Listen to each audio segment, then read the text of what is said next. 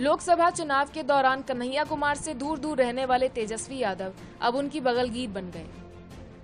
CPI के साथ RJD का गठबंधन तय हो गया, तो जाहिर है कि अब तेजस्वी कन्हैया कुमार के साथ चुनाव प्रचार करते दिखेंगे। लेकिन इस समीकरण से आरजेडी में ही खलबली मचने लगी है।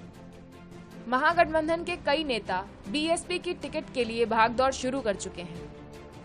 कहने को तो आरजेडी ये कहती है कि तेजस्वी बिहार के सबसे बड़े नेता हैं, लेकिन माना जा रहा है कि कन्हैया के सामने तेजस्वी बौने साबित होंगे और आरजेडी के संसाधनों का इस्तेमाल वे अपनी छवि चमकाने के लिए करेंगे।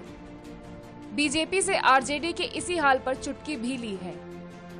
महागठबंधन में अगर सीपीआई की एंट्री हुई तो मानकर चलिए कि 2019 लोकसभा चुनाव में लेफ्ट के स्टार प्रचारक और सीपीआई नेता कन्हैया कुमार महागठबंधन के लिए प्रचार करते नजर आ सकते हैं।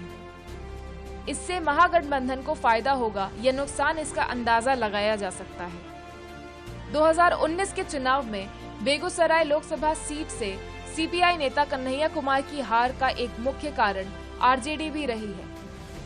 लोकसभा चुनाव में आरजेडी ने कन्हैया के खिलाफ अपना उम्मीदवार खड़ा किया था, जिसका पूरा फायदा बीजेपी को हुआ और आरजेडी उम्मीदवार तनवीर हसन और कन्हैया दोनों चुनाव हार गए थे। ऐसे में अगर इस बार महागठबंधन में वाम दल शामिल हो जाते हैं तो कन्हैया उनके स्टार प्रचारक होंगे। माना जा रहा है कि आरजेडी के साथ सीट बंटवारे का ऐलान जल्दी होने की संभावना है। वामपंथी दलों ने भी धर्मनिरपेक्ष ताकतों को प्रदेश में मजबूती देने के लिए एक साथ चुनाव लड़ने का ऐलान किया है। हाल ही में सीओआई और सीपीआईएम की 9 सदस्यीय टीम आरजेडी प्रदेश अध्यक्ष जगदानंद सिंह से मिली थी। सीपीआई के राज्य सचिव रमेश नरेश पांडे ने बताया, कन्हैया कुमार सीपीआई की राष्ट्रीय कार्यकारिणी के सदस्य हैं, इसलिए स्टार प्रचारक के रूप में उनका नाम केंद्रीय नेतृत्व में आएगा।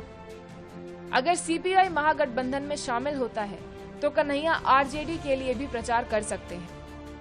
Bureau report, news of India.